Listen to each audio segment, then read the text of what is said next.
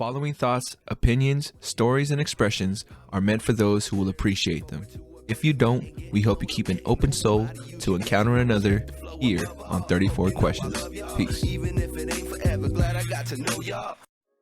In 3, 2, 1. What's going on, folks? Welcome to 34 Questions. I'm your host, 34, and tonight I have a very special guest. Patrick is in the building.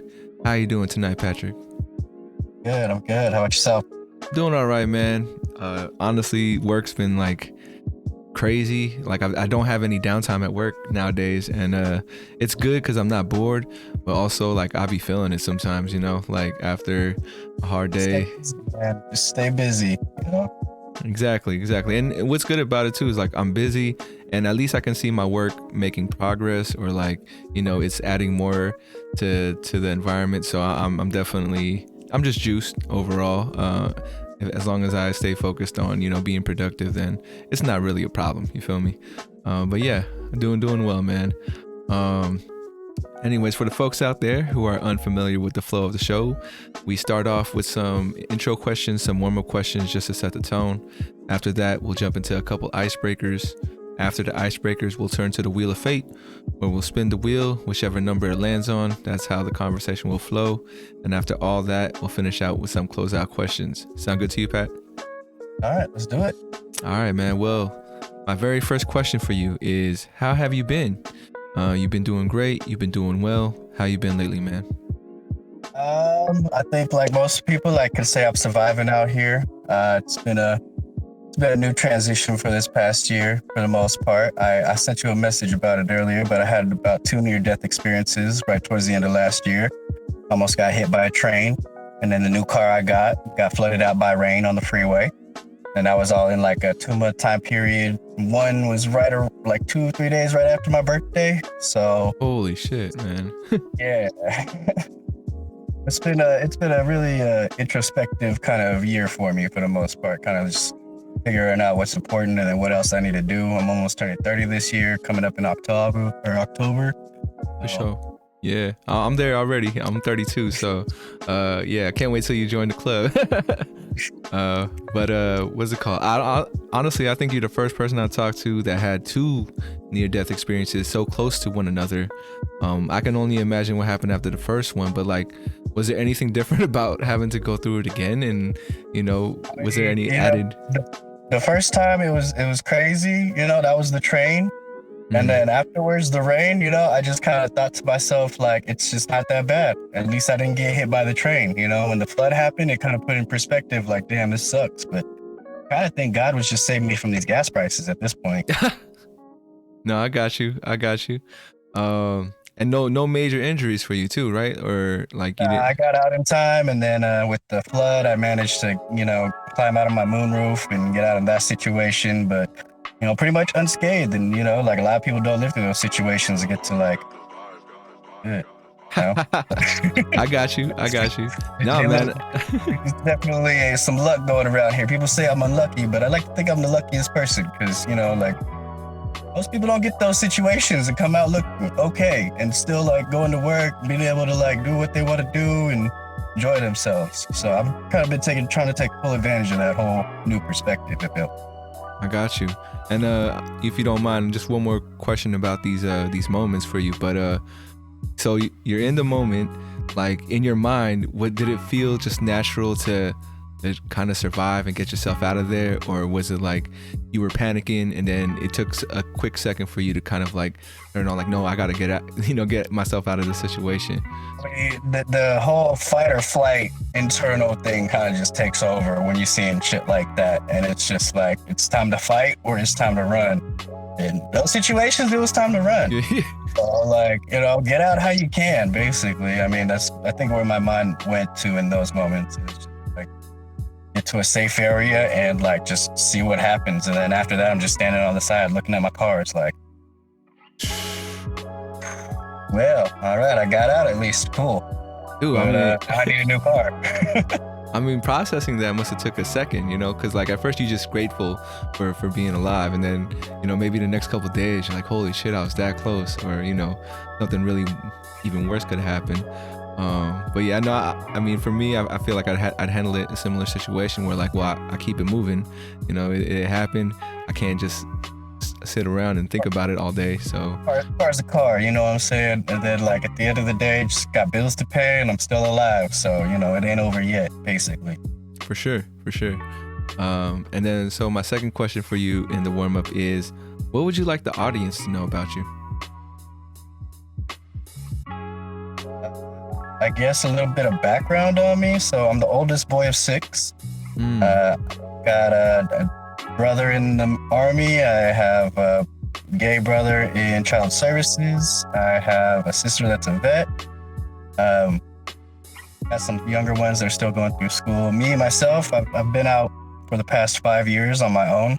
I started with a backpack and pretty much left my parents' house and with a couple like some clothes and a computer, I pretty much went on my own way and started surfing couches and starting really weird jobs here and there. But now I'm in a place where I'm like, hey, I want to go to Bali and I could probably afford it. And, Oh, that's what's up. got my bills paid, got a car I can drive in, you know, got a job that's cool. I'm like, life ain't that bad right now. You know, it's all about perspective. My stepdad, actually, he writes books and he's written a good number of them. He likes to talk about experience for the most part. And like people are their accumulation of experience. Not really, it's more about like the experiences that you know, have, those are actually equal to who you are.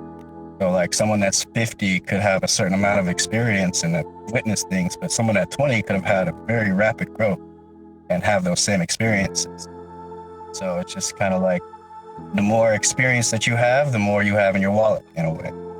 I kind of live that life of going off and filling up my wallet, trying to get as many experiences that are out there. Got you. What would you say is the last experience you kind of went out there and got for yourself?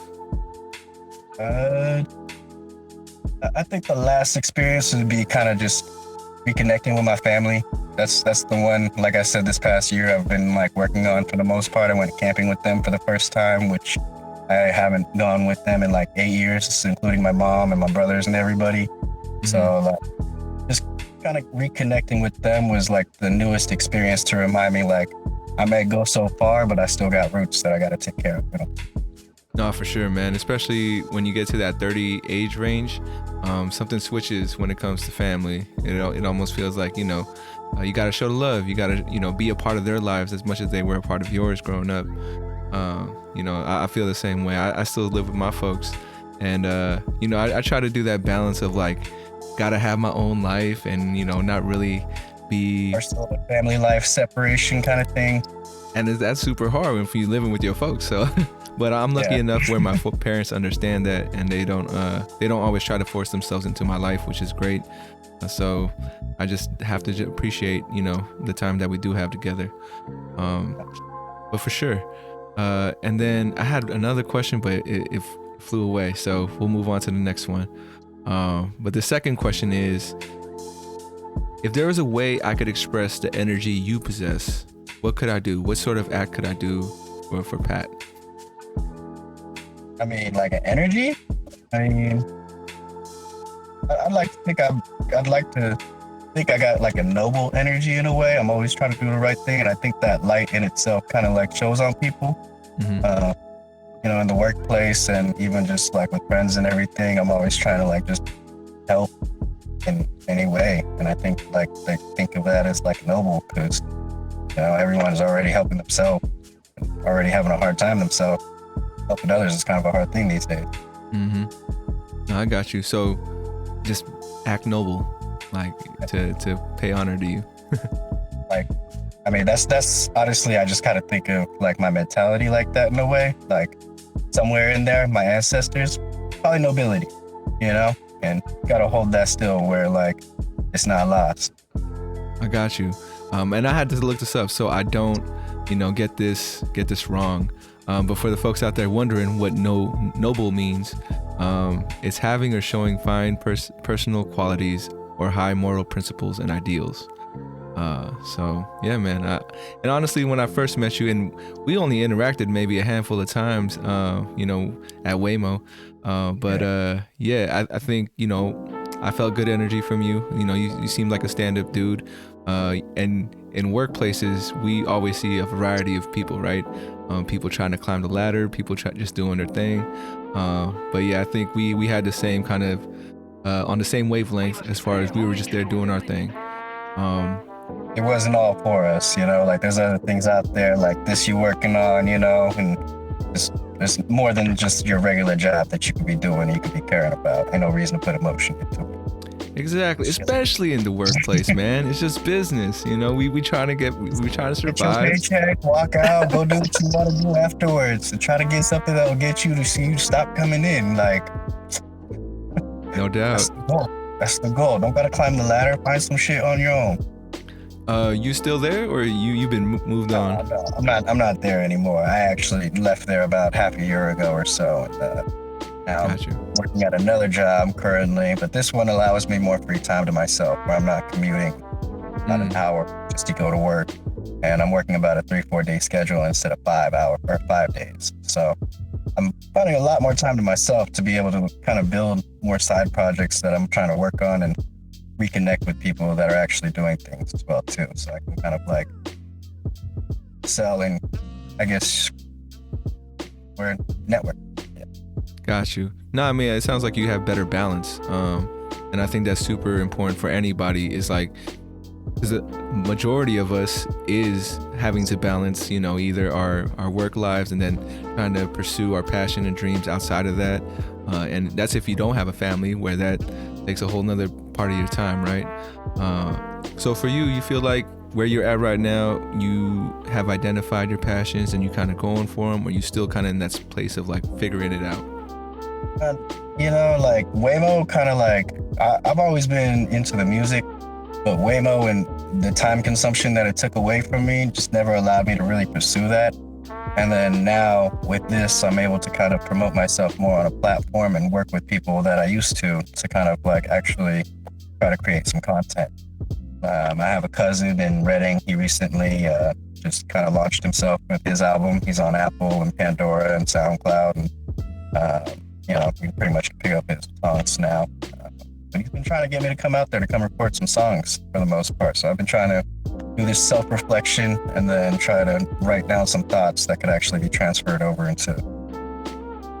I got you. You a singer? You a rapper? What kind of a? Just rapping a little bit. I can sing a little, but I ain't gonna say I'm all right. But like, I'm good. Like, I'm Filipino. I can karaoke. Yeah. Like, I can write down some words. I was in a choir at one point. People say that I could rap a little bit like Kendrick Lamar, J. Cole, and like Drake. I could throw it all three together. So I'm kind of very versatile in that. But that was the old me. I got to work on the new me. Got you. Hey, man. Well, keep me posted when it drops, and maybe at the end of this episode, you can plug in your cousin's music. So I'm definitely interested in hearing that stuff. All right, man. Moving on to my last question for you in the warm up, which is, on a scale from 1 to 10, how well do you know yourself? I want to say like a 7. Why a 7? I figured out some stuff, but I know that there's some stuff out there that I don't know, and I feel like 7's putting it still too high. Like, I want to put it at like there's still a lot more out there, I feel like, about me that like I myself have to like sit back and be like, damn, that's you. I feel you. Recognize that, damn, that's you. Like, yeah, all right, that's you. Yeah, especially as we get older, man. New things come up, new situations, and then we definitely surprise ourselves sometimes. Like now, my question for you was gonna be like, when's the last time you surprised yourself? But yeah, for me, just as an example, I think like when people just put me on the spot to talk to like a crowd or something, I feel way more comfortable now than I did growing up. And I don't know if it's because I have a lot of practice on this platform, or just doing it enough times in front of people. But yeah, it's gotten a lot easier, and now it's like, okay, this is a part of who I am. Like I can do this. So for you, when's the last time you kind of had that moment of like, oh shit, okay, this is me? I want to say when I was out camping with my cousins and my family and all of them, we were on the boat, and I was getting pulled on the raft with my little cousin. He's about like 5 years old or so, and then my other cousin, she's about 22.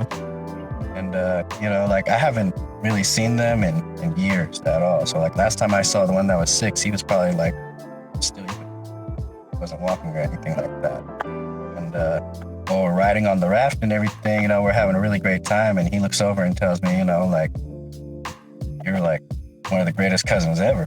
Oh shit! Like for me, I'm like, this is kind of like one of our first personal moments of connecting, and like to me, I'm like, that's something I feel like I lacked a lot, and I'm glad to be that to someone. I got some other cousins, not really good role models to look up to, but the ones that are, they never really were around.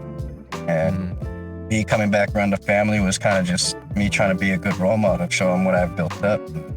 A little cousin telling you that kind of was just like confirmation for me, like you are a good cousin. You are part of the family that has come in and sets a good example. Yeah, man, for sure. That is something I feel like I'm still working on. Like, I wouldn't call myself estranged from my cousins and all that. It's just that, we live different lives, and I've kind of drifted away where I'm not at every single party, or I'm not part of every conversation or group text. But yeah, like if I could ever get that moment where my little nephew or niece just tells me like, yo, we've been looking up to you, and this is how we see you. I don't know if I'm gonna get that moment, but I'm glad you got that. At least It's a good feeling. It's a good feeling, to be honest, because like you think about it and you're just like one of your family members put you as a role model, even if it's not under you, but like they're looking at, like, I'm not the role model, but like they at least are like, you're up there, bro. You're like, let their dad be the role model, but like as a cousin or an uncle or something, someone coming up to you and telling you that, it's just like, man, especially when a kid does it too, because that's the truth of it. Yeah, and it's crazy because you're not even thinking about being a role model, or like you're not thinking about being someone to look up to. It's just you doing you. Having fun and just doing me, and like we're just on a raft, getting pulled around on a boat, having fun. I'm telling them, lift up the center so that way we don't get dunked under the water, and like it's just natural, just having fun, and then you just get that. That's like, yeah, all right, this is why I actually lived and came back around, like reconnect with my family after almost dying, and like what I came for, kind of thing. For sure. If you don't mind me asking, man, like it sounds like you made a choice to kind of create some space with your family. Was that something that you needed at the time, and you just felt like, this is the way I'm going to go about it? I mean, my family sold their house in Fremont. We'd always been like a Bay Area family out here, just moving up and down, and settled in Fremont, but they sold it and then moved to a farm in Patterson. And so like, it's 6 acres of land. They got a house, chickens, goats. It's really nice and quiet, and very great place to just relax at. But you're in your 20s and you're trying to build up something for yourself. It's just not a place of growth. And so I pretty much kind of like felt like I was trapped on a whole nother island out there. And like I was ready to pretty much just be like, I'm gonna end this shit. Got really depressed there pretty much, and it got to the point that I got fed up with myself and was like, this is you, this is your life, are you gonna accept it like this? And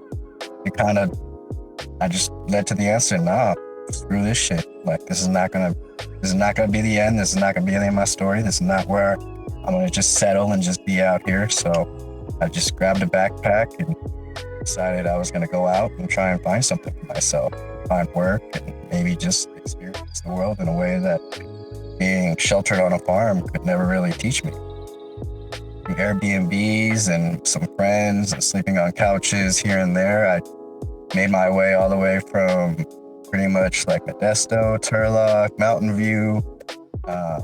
They're in Patterson, so I mean, I did that to Livermore, to Pleasanton, over to Hayward, to Berkeley, just pretty much staying at a lot of different spots, traveling, just trying to get some experience in there, and just trying to find work at the time. This was all right before COVID too. This is like 2016, basically. I'm just backpacking through the world, just trying to figure out like myself in a way, and like a path. That's crazy, man. Like all those cities, You could definitely rep the Bay the hardest, I think, by being everywhere. But shit, man. Let's head on to the icebreakers real quick before we get into the wheel. So, oh yeah, wait. Before we go to the icebreakers, I gotta do my little ad. If you liking what you're hearing, please like if you might, share if you care, subscribe for a vibe you didn't know was there. All right, let's head over to the icebreakers. All right, man. So my first one for you is gonna be it's like point of view. I'm gonna give you a statement, and you kind of give me what your thoughts are on the statement. All right. So this first one is, overthinking is a bad thing. Think that's true, or why not? Yeah, I think so. I got a saying, worry is waste. So, you worry, you waste, and, when you worry, you stress. It's overthinking pretty much. You have to moderate that voice in your head to only talk so much. And if you don't, then it's just going to continuously just the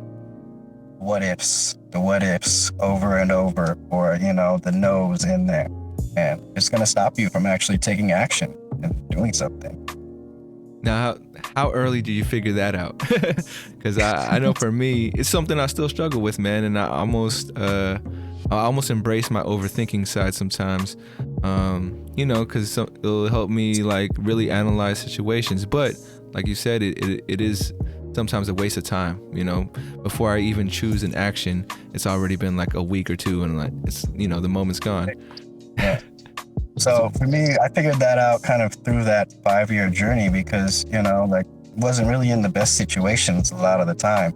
And, me on this journey of trying to be more, just that voice constantly is just saying like, this ain't it, this isn't it. Fuck, like, you could be doing this or this or this, but in reality, there's just certain things you got to do in the moment. Like that's where you have to turn off that overthinking voice and just focus on those things you got to do in the moment, and just take one day pretty much. Like you can play. Everyone's planning for a vacation next week. I'm the guy that's like, you know what? Tomorrow I'm going on vacation. It's like that, step by step, day by day. You could do a vacation in the future, but don't forget to take a vacation tomorrow when you got time, because like you're dying. And everyone's like, you're young, you got time. That's not a true saying for the most part. Like, to see it tomorrow. Everyone thinks that they do, but like there's a lot that don't. And once you realize that, you start taking action into it. It's a time where actually I was jealous of the homeless guys having tent, because they had a place to cover them from the wind.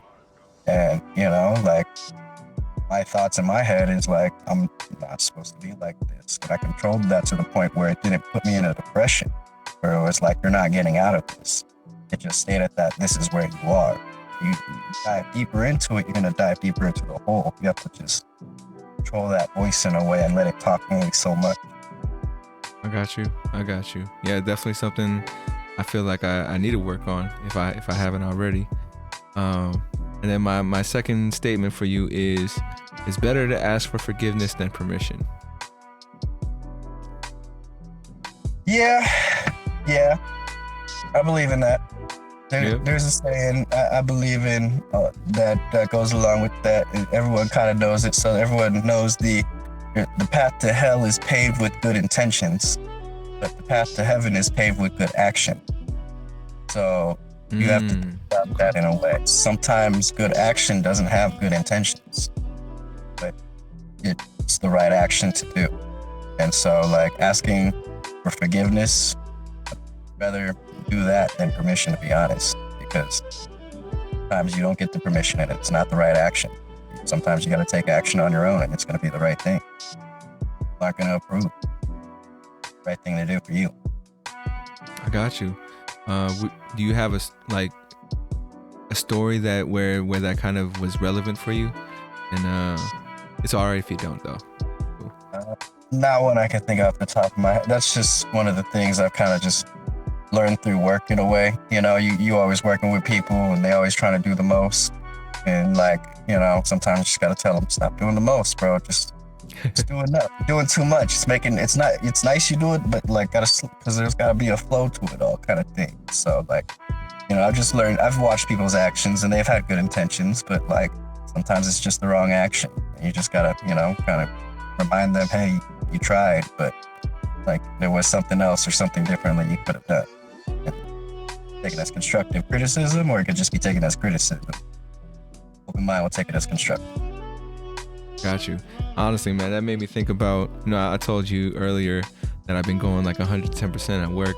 Maybe I am that guy that's doing too much at the moment, because I'm so wrapped. It's all moderation, man. It's all moderation. Once you find the flow, it's like a river. You gotta let the water flow. If you're forcing it too much, it's gonna overdo it somewhere down the line. No, for sure. I think the thing I'm keeping in my mind is failing fast. Like if I do something that I know isn't working, I'm not holding on to like, oh, this is the right way. It's like, okay, this doesn't work right away. I like move on and try to come up with a different solution. But no, I got you. And I remembered what I was gonna ask beforehand. But now that you said that you're the kind of guy to be like, oh, I'm gonna go vacation tomorrow.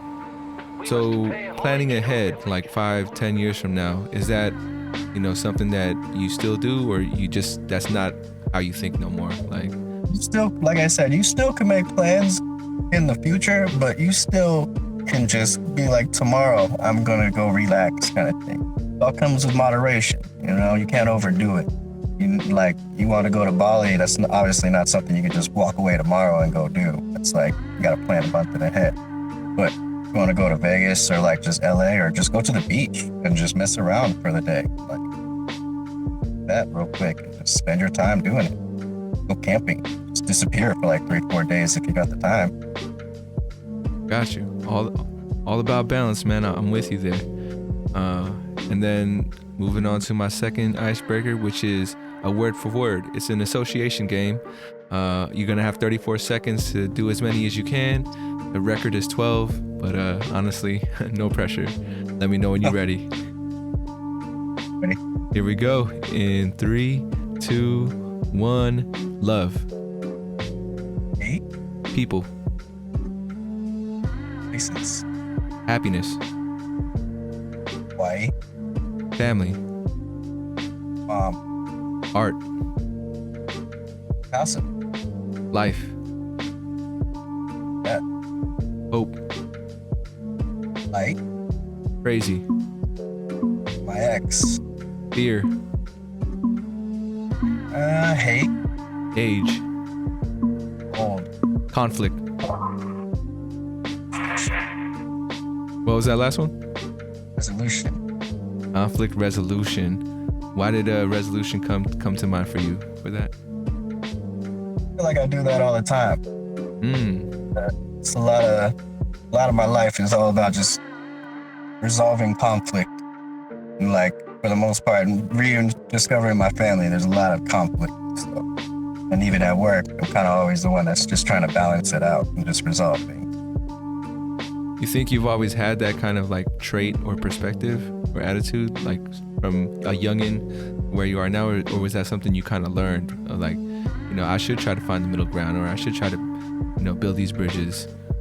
I have one older sister, but like I'm the oldest boy in the family, so I think it's more just me growing up and having siblings like that I always had to just try. I was the middle child before my mom got remarried, and then when she remarried, she like tripled the numbers. So like we went from 3 to 6. And meshing the families together, like there was a lot of conflict, like especially between me and one of the other brothers. But eventually, I think just learning to get along with that, and then as we got out, it just kind of trained me as a kid, kind of just resolving conflict between people. And if your siblings or someone around that you care about is in some conflict, probably end up resolving it. I worked at the hospital at Kaiser for a while there too, so that was one thing I was kind of dealing with when I was there at the ER and the behavioral correctional facility and everything. It was a lot of people in their worst situations, and then me trying to come in and just make it better where everyone's just happy. Yeah. Did you ever feel pressure on that, or it felt like that was your wheelhouse? Like, oh, I live for this, or I look forward to. It was a lifestyle that was just built around me as a kid. Like my mom liked to get into everyone's business and just be like the queen bee. So like me being the oldest boy just threw me into situations of just like wild shit. No. I got you. No, and I think that's a hella important skill, man. I think, I'm sure you're making your way through your own journey. But I think when I've been at 17 jobs in like 10 years, man, and Waymo is just like one of those other ones. But I can definitely see when someone moves differently, or like someone's more about like the we and not me kind of thing. That's a skill. Not everybody has that. So, I think you bring that valuable asset to wherever you end up, being at. So make sure you hold on to it. Let's go move back. Oh, go ahead. What are you saying? I was like, I try to. It's hard sometimes. It's hard. Yeah, I try to hold on to it. For sure. All right, man. Well, we made it to the main portion of the interview, which is the Wheel of Fate. Let me pull up the wheel and give it a spin. And just as a reminder, if there's any question that's too deep or something you don't want to talk about, feel free to pass. Absolutely no pressure. Your first number here is 11. So this one is, what are you currently struggling with?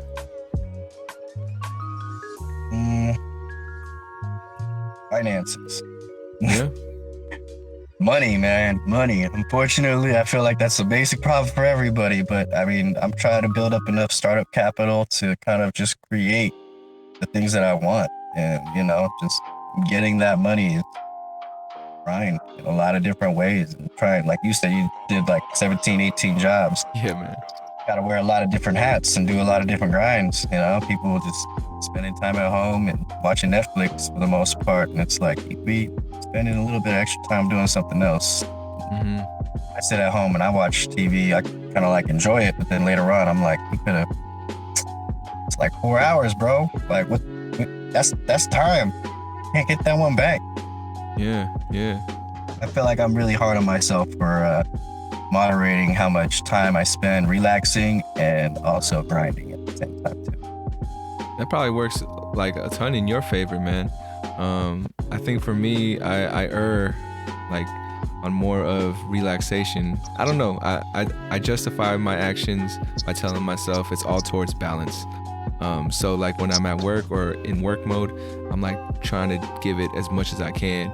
And then when I'm relaxing, I'm not giving anything at all, which I think can be better, because I'm not too happy with how much I relax all the time. I feel like I could be doing more a lot of the time. So that's something that I eventually am trying to work on.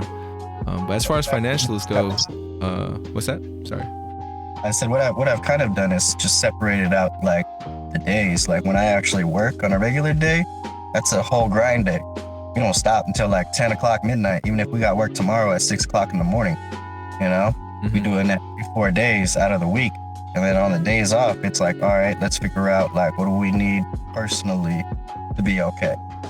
Do I need food in the fridge? Do I need to do some laundry? Do I need to just blow some steam and go off and have a drink? Like, that's moderation with that me time. And then sometimes you're like, wow, like I don't need me time. This could be hustle time.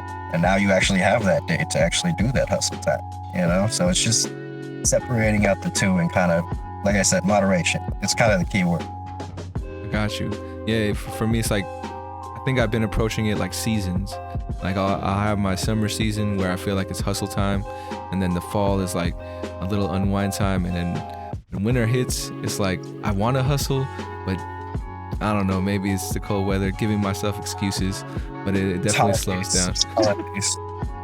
Yeah, especially around the holidays, man.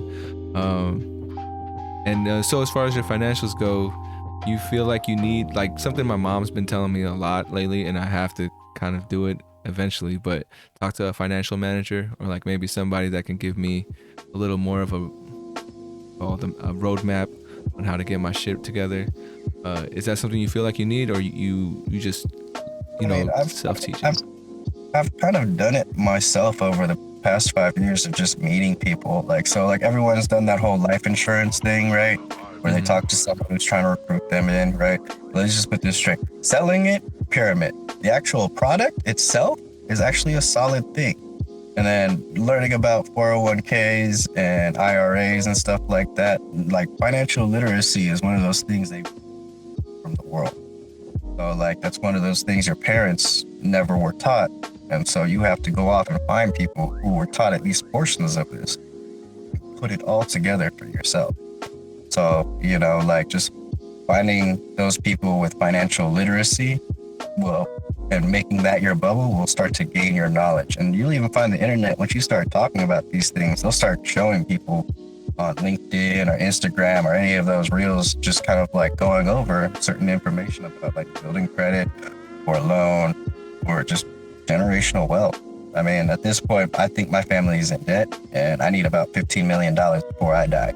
Just so that way I know that they good and everyone's covered. And I'm gonna go ahead and just walk away from the scene. No less. Got you.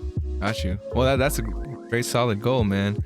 I know for me, another thing is that for the longest time, I said, you know, I hated money and that's why money hates me. And you know, like my folks are like, you should never say that you hate money because fucking the universe is listening. And if you talk like that, then of course it's not gonna work in your favor. And money. What was that? You ain't gonna get no money. Money's gonna stop. You already rejected money before asking the question. Yeah, I mean, you know, that is another part of the thing of my growth, is to switch that way of thinking. And I think it came from when I was a kid. You know how when you're a kid, you see a lot of things in black and white, right? And like, you don't see the gray area as much. So for me, when I was a kid, I guess I decided real early, like money is a bad thing because it corrupts people and does all these things. But yeah, so I really just need to grow up a little bit more and view money a different way and find ways for it to work for me. Money isn't the root of all happiness, but if you got money and you're able to just enjoy yourself and spread it around, I feel like you're living a good life, you know? And that's kind of the goal right there. It's just make enough money where you yourself are happy and then the ones around you can take care of them and be happy. That's the way you gotta view money, at least in my portion. It is evil. People will do some sick stuff for it, but as long as you don't make yourself evil getting it, it's just another tool in its own way. Sure. And I think maybe that's what it is, man. I don't think I so far hadn't like truly trusted myself to be uncorruptible or, you know, make sure I do the right things when the money does come. So yeah, I mean, money is like power, and I feel like it amplifies whatever is inside. So, you know, depending what the core value of that is whether or not, you know, you even should be having that money. If you're like a dirtbag and get $2 million from the lottery, I mean, you got it, but you being how you are, chances are you might not end up keeping it all. You know, you're gonna end up wasting it, and you're just that guy. But if you're like someone who actually was, you know, smart or at least connected in a way where you are sociable and you can connect with people, you probably could take that money a lot farther. I feel that. Yeah, I think it's all about just, at this point for me, trusting myself to make the right decisions when I do have money, and actually make the right decisions with the money I have at the moment, you know, not just waiting for like a fucking stimulus checks and you know, flipping that into something better. I don't know if you was feeling that way, but man, that was a hard lesson to learn for sure, those checks. Yeah, now 2020, I feel like COVID, that definitely taught everybody, you know, what are you going to do when you can't clock in? You can't go to that job and make your bread. How are you going to survive? And I think that taught everybody that lesson, that was like 9 to 5 or whatever job hours you're working. That's not going to cut it. You got to do something else for yourself. Because if you don't, you're going to fall flat. And, you know, I think that's kind of pushed a whole new world of entrepreneurs out there too, who are like searching for this information as well. I got you. Besides the entrepreneur side of the changes COVID made, because to me, reflecting on it makes me think like, damn, it was a worldwide thing where it affected everybody, kind of changed our lives in a way that it'll never be the same. So for you, besides, you know, having that light bulb turn on for a lot of entrepreneurs out there, what's another change you feel like society has gone through because of going through something like that? I mean, definitely has pushed social boundaries a lot and gave a different perspective and built a different culture around it. I think people are more conscious about like at least washing their hands in the bathroom, which is good. But as far as like a major cultural change, I think it's pushed technology to advance a lot farther and pushed kind of like the whole social media Web3 realm onto the world and kind of made people recognize the crypto metaverse as its values. And so by doing that, it's actually allowing it to become more normalized than it would have been if COVID never hit. Because if COVID never hit and we were introduced to this Web3, metaverse VR thing, everyone's just gonna be like, nah. We've seen the pushback on like when cars took over from horses, So you put a pandemic in there, basically it forced mankind to really excel itself on technology, but it pushed itself back on like social etiquette, I guess you could say. Yeah. No, I hear you. I work with kids. I work at a high school right now, and just seeing the kids, the freshmen that came in this year, when they missed like 7th and 8th grade, so they basically was like elementary straight to high school. The social skills are different, and what's that?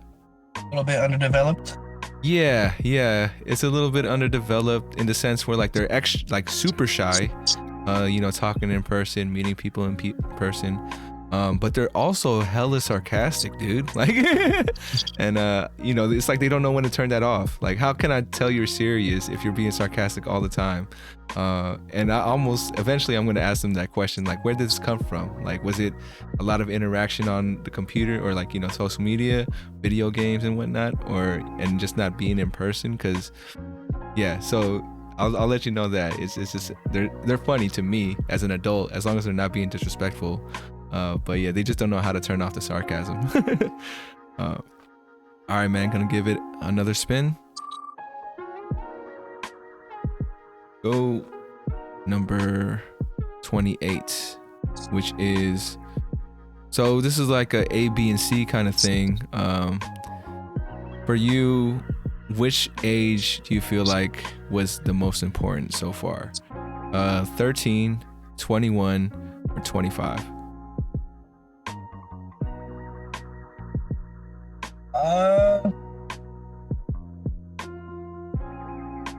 I kind of want to say like 25, because that's right around the time I took that leap to go off on my own. I mean, 24 when I did it, but like 25 is like that age where I finally stepped out into the world on my own, and I had just been trying to figure it out. I had a backpack and I was living on a couch and working stage production, doing concerts and festivals just around the areas, setting up.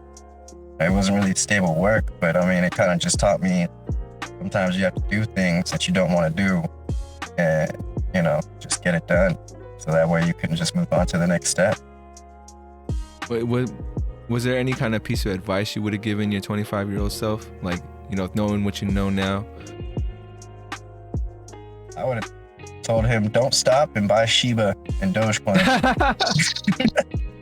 Oh, for sure, Doge, man. At that time. Just tell him straight up, don't stop and just put like $200 in these things, bro. You'll thank me later. Like, I don't need you to put the whole paycheck. I know you already. You won't do it, but just put like 50 to 200 in these things. Just forget about them, and then you'll be looking in the mirror 5 years later saying thank you. I know crypto's kind of taken a hit. I think recently, maybe a couple months ago or whatnot. You still feeling like it's the wave of the future, and it's just a dip in a bigger climb later on? It's just a bigger dip right now, and right now I think the market is just trying to find a normalized area for itself. We're kind of seeing a shift with these different projects that are launching towards the end of this year. Ethereum 2.0 and Shibarium should be coming out next month. So that should kind of launch the whole Web3 platform. And we're hoping we'll see an updraft, like it'll start going up again. But people are expecting Bitcoin and Ethereum to kind of swap places. And so this swap, it's a very hard one to do. And so in this transition period, it's very volatile. So that's where I think with crypto, it's not about believing in the crypto itself currently. It's just about making the money on the chart. If it's a chart and it looks like it's going to make you some money, you don't have to believe in the product. Just make the money and get out. Everyone's like, what is this coin? What is this coin? And it's good to do your research. But when you're looking at a chart and it's telling you that information right there in front of you that it's going up and you can make a 10% to 20%, people are afraid to go in and just grab that and get out because they want to stay in and just hold. And so it's kind of a learning, like this whole entrepreneur world is experiencing this crypto, and you have these people who are taking these losses and just learning through that process. Just get in, get what you need, and get out. There was actually one of the guys who we would work with at Waymo. He had done that with the Dogecoin, AMC, and Blockbuster, where he had been buying in and out on the dips and pretty much just climbing and building, and made, I think, around almost up to like 1.5 million actually in that year. Yeah. Holy shit. Yeah. He quit Waymo. He was working with me in my department, and he quit Waymo, ended up buying a house in Washington, Seattle, and just moved out there. 31 years old, had a dog, no girlfriend, no kids, 2-story home to himself. He paid off in cash. Shit. So there's ways to do this, but people like to sit and just like be afraid, you know? And if in that moment there's action that can be taken that can help you, why not take it? You're just afraid? Well, you gotta swallow it and just take the risk for the most part. I mean, you say life is risk. You're not gonna get out alive, so might as well try. I got you. You feel like you've been paying attention enough or knowledgeable enough to actually like be a broker in this thing, like where you tell somebody, all right, I'm gonna be able to turn your money into this, and I just want a percentage of that because I'm doing a lot of the work. Or as of right now, I'm just learning for myself, and I'm just speaking from experience. I wouldn't want to risk anybody else's money other than maybe like 1 or 2 friends who have like entrusted me to like just hold things for them on staking because they don't believe in crypto. But you know, as far as like telling people these certain ones, I have certain groups I like message and be like, I noticed this one is going up, but it's very rarely that, you know, we end up getting a message out there that everyone ends up making money on. So, I mean, I wouldn't want to be a broker, but I definitely want to do it for myself. And then if I could shed the knowledge to train people to do this, that'd be definitely something I'd, you know, financial literacy, people how to do this. I got you. I know earlier you had mentioned like, you know, you're trying to get your financials right to do something big. You want to keep that a secret, or you mind me asking like what your vision is when it comes to that?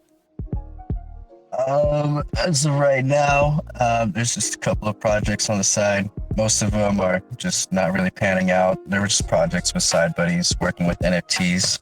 There is Amazon Marketplace project that I have going right now, that one of those FBAs that I have running, that I'm trying to see if I can bring some of the family members in so that way they can start making some money and start working with that. And then on the side, I've kind of been just trying to figure out that whole music thing. You know, that's one of the main passions right there that I've had as a kid, and working on COVID just kind of put me away from it. And now kind of in a place where I have time and money and experience that I can put behind the work. So I got you. Expect an album next year. I got you. You mind me asking what your performer name is? Like what's going to be on the tracks when they come up? Still trying to figure that out as of right now. Originally, I had been going by Four Minds, but that was a Mexican restaurant, and I kept getting tagged in a lot of shit. Four Minds? Yeah, Four Minds. So I guess that's a restaurant in Mexico, and people kept tagging me on that. But as of right now, I'm kind of thinking of it as kind of Facsimile. You know, it's kind of the name I've kind of adapted for myself. My uncle, who had won the lottery in the 90s, when I made my way to Hayward for like a year and a half, he kind of mentored me, just kind of like living on the streets kind of thing. And he kind of had a nickname known as Marco Velli. So I pretty much came up with another name for myself. People know me as Paxamil. Paxamili, I got you. I'll be looking out for it, man. I think we got time for one more spin, so do that before we move on. This next one is number 7, and it is, what would you say is the toughest thing to admit about yourself?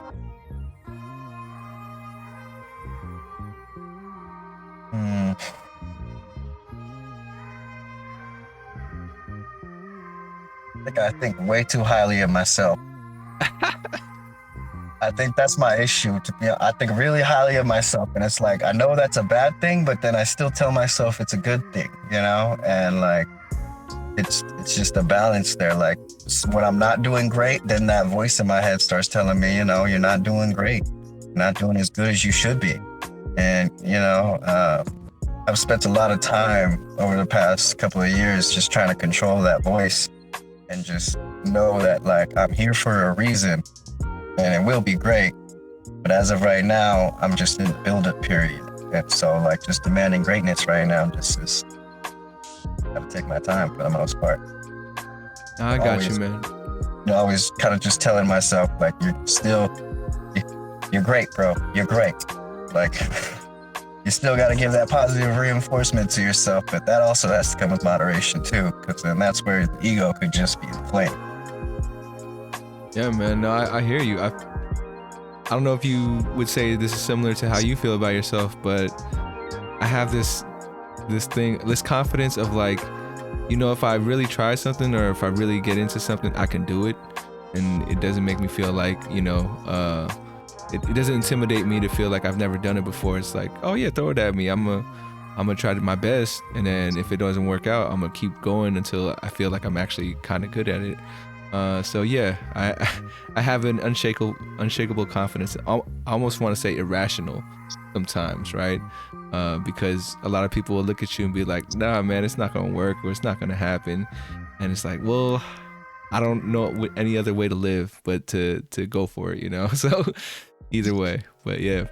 You've worked a lot of jobs. I've worked a lot of jobs. I feel like that right there is also kind of instilled in us that like, no matter what task we get put in front of us, we can handle that, And just, I think through experience of doing that, we've just created that self-greatness, Like, I'm going to fucking handle it. Whatever the task is, you're like, done some weird shit. This ain't that bad. No, you're right. For sure. All right, man. Well, we made it to the closeout portion of the podcast. Before we go there, though, I have this quick exercise I would like you to take part of. It is it's called the 34th mantra.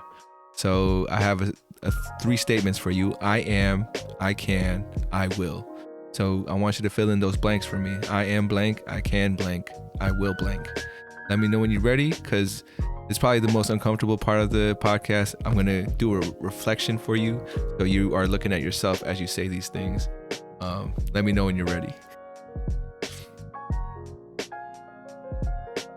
All right. I think I'm ready. All right, man. So it's I am, I can, I will. Go for it. I am Patrick Tamonti. I will take care of my family, take over this world, and I can do it. I will. I got you, man. Wrong, but I did it. I'm gonna do it. If you ever need a reminder now, you got this little audio clip of yourself, so you could put that on repeat whenever you need it. Thank you for participating, man. For having me. This has been fun. So just gonna finish out with some closeout questions right quick. This for next one is from a previous guest. Shout out to Chelsea. Chelsea's question for you is, what does it mean to you when you hear the phrase break up word? Break up? Word. Break up word. Upward. Oh, break upward. Oh, yeah. Break upward. Oh, okay. Yeah, I know. Because Chelsea's actually a breakup coach. So she wanted to hear what other people thought of the phrase break upward.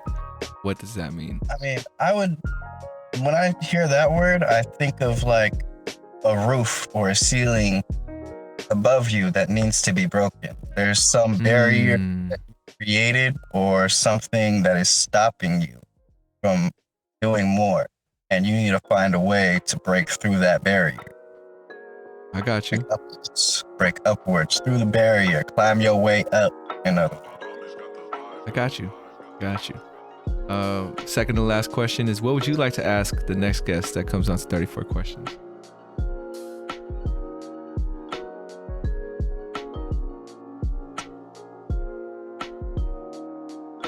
What inspires you to be who you are? What inspires you to be who you are? I'm just writing it down. Man, I've been trying to answer this last question as well. So I think, like earlier, you talked about your stepdad writing about experiences. So I think for sure it's like I don't want to go super deep into this, but it's all the experiences I've had that kind of make me feel like, well, this is the only right way for me, which means, other folks have other experiences, so their way is different.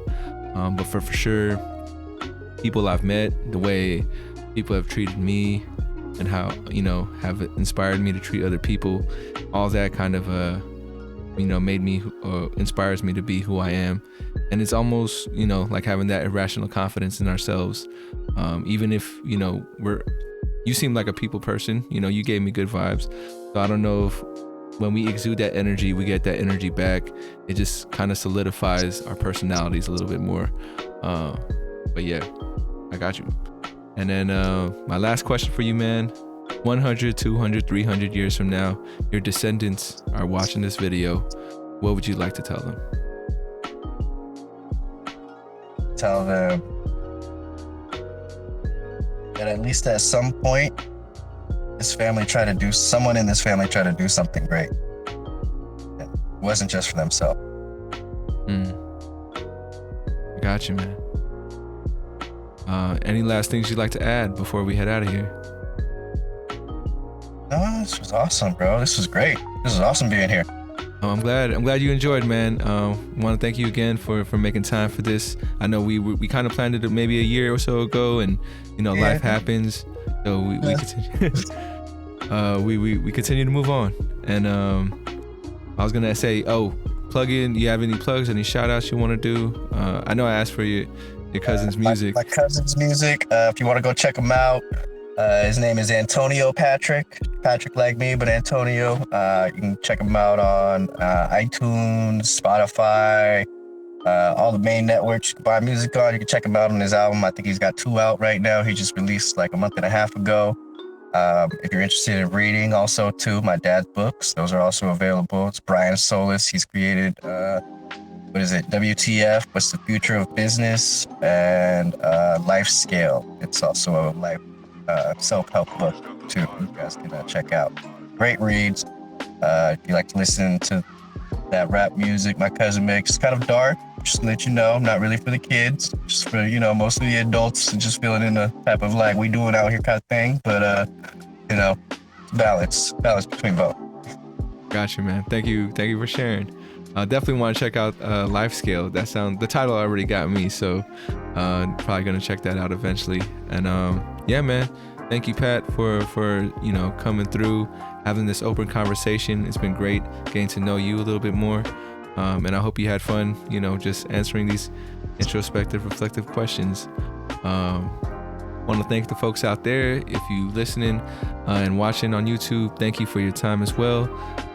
Remember to reach out, reach forward. As always, much love. And we'll catch you guys next time on 34 Questions. Peace. And it fades out from there, man.